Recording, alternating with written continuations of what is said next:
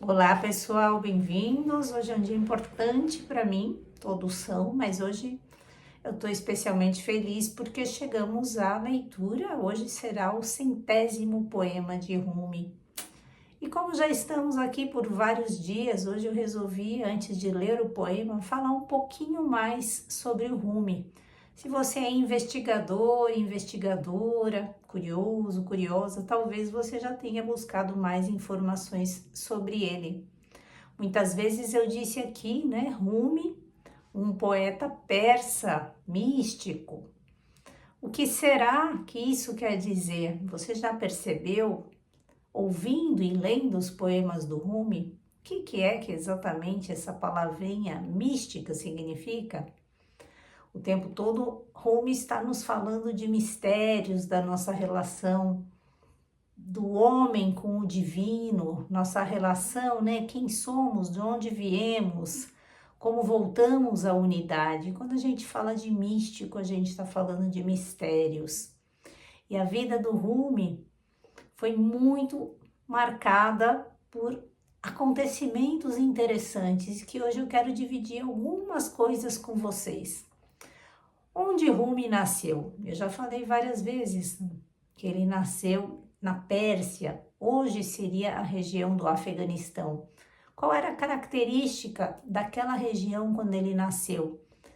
Era um local onde havia muito respeito pela diversidade cultural, diversas religiões, enquanto em outras cidades, outros locais, né, do Islã, não era respeitada essa diversidade. O local onde ele vive era muito propício para o encontro da diversidade, para o diálogo. Mas, logo cedo, ele teve que se mudar daquela região e teve que ir para outro lugar, porque a região dele ia ser invadida pelos mongóis. Lembra do Gengis Khan, você que já estudou um pouquinho de história? E aí Rumi tem que se mudar com a sua família e ele acaba peregrinando durante 5 anos por diversas regiões até que eles vão se assentar numa região da Anatólia, que é a atual Turquia.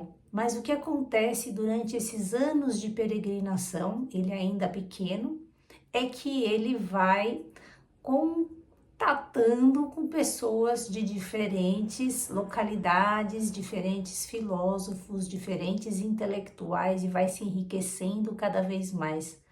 Dizem que numa dessas viagens, o pai dele, que era um grande mestre, o pai dele lecionava numa escola, inclusive depois, já na Anatólia, né, foi bastante conhecido por isso, era considerado um grande mestre, disse que com o Rumi itinerando, ele encontrou com um outro mestre e que esse mestre teria dito a ele: olha, eu nunca vi um lago itinerando ao lado, claro, estou usando as minhas palavras, né, pessoal, de um oceano, comparando então o pai de Rumi, que era um mestre já, com um lago, como um lago, e Rumi já como um oceano.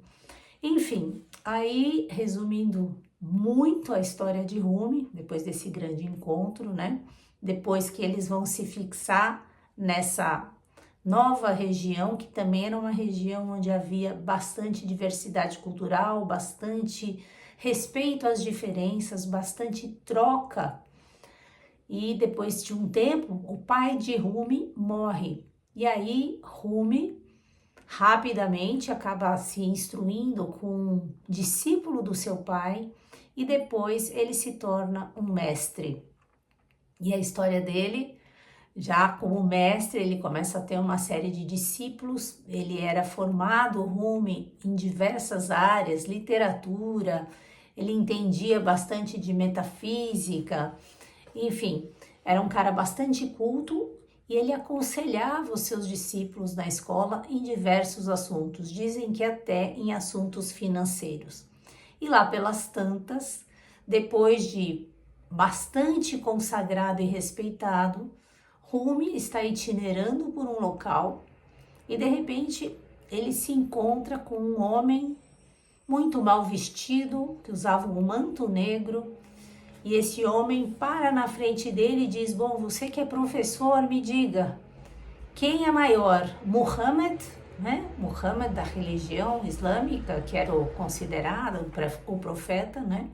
Ou um outro ser que se chamava Bayazid Bistami. Ele faz essa pergunta para Rumi. Rumi, já professor, diz para ele, obviamente, que Muhammad, né? Deus, Allah é o Deus, Muhammad, o profeta, na religião islâmica.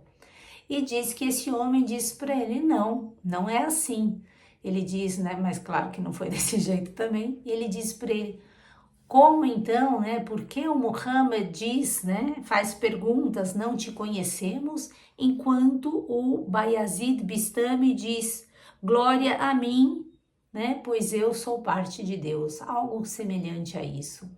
Diz que Rumi tem um impacto tão grande com essa pergunta, que de repente ele percebe, né, essa diferença entre esse questionamento daquele que está buscando a Deus e que diz, né, Muhammad, e aquele outro que reconhece que tem a divindade em si. Diz que esse impacto em Rumi, ele é tão grande que ele desmaia. Daí ele vai deste encontro com Shams de Tabriz, ou conhecido como Shams Tabrizi, um grande mestre. Desse encontro, Rumi vai ter uma grande transformação. É uma história longa, não vou continuar aqui. Pouco se sabe sobre Shams de Tabrizi, são muitos mistérios, muitos locais ele ia, não se revelava, mas era conhecido como um grande mestre também. E aí, muitas influências de Shams Tabrizi passam para a obra de Rumi. Inclusive Rumi, que antes não considerava a dança, que não considerava a música, ao encontrar com Shams de Tabrizi, ele passa a aceitar tudo isso, muito resumidamente, e passa, dizem que depois desse encontro com Shams de Tabrizi, inclusive depois da morte dele, que Rumi passa a escrever muitos e muitos poemas. Shams de Tabrizi, inclusive, um dos significados desse nome é o sol. Então, muitas vezes que o Rumi está falando do encontro com Shams, a gente ainda não viu isso nos poemas, mas ele fala do sol, ele fala do amado, ele está representando esse encontro com esse grande mestre, não ele como pessoa, mas como o próprio símbolo do amado, do divino. Shams significando, simbolizando tudo isso. E aí, antes de entrar nos poemas, a gente pode se perguntar por que poemas, né? Alguém que viu tanto, que sabia tanto, por que poemas? E como já foi dito aqui outras vezes, e como você já deve ter percebido, um poema como o de Rumi, ele não nos dá respostas, ele nos faz refletir, nos faz indagar, nos faz imaginar, nos faz intuir, porque ele tem essa capacidade simbólica, algo que é tão grandioso não pode ser descrito pelo verbo, pela nossa razão tão linear.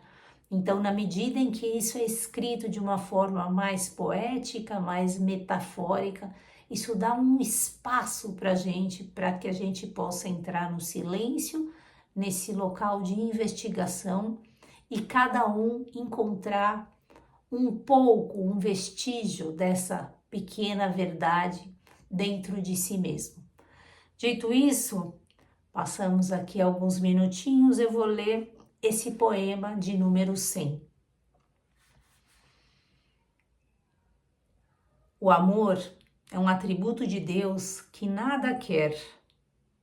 O arrependimento é um atributo do homem. É um verme para o dragão do amor. Um absurdo na presença do amor. O amor por qualquer coisa que não ele com E maiúsculo, é irreal. Porque aquilo que não é ele é como um objeto dourado, brilhante por fora, mas vazio por dentro. No instante em que a luz divina se esvai, a escuridão é revelada e o amor irreal extingue-se como uma vela, O corpo é descartado e a beleza retorna à sua origem. O luar regressa à lua e o seu reflexo desaparece da parede escura. O amor divino é o sol da perfeição.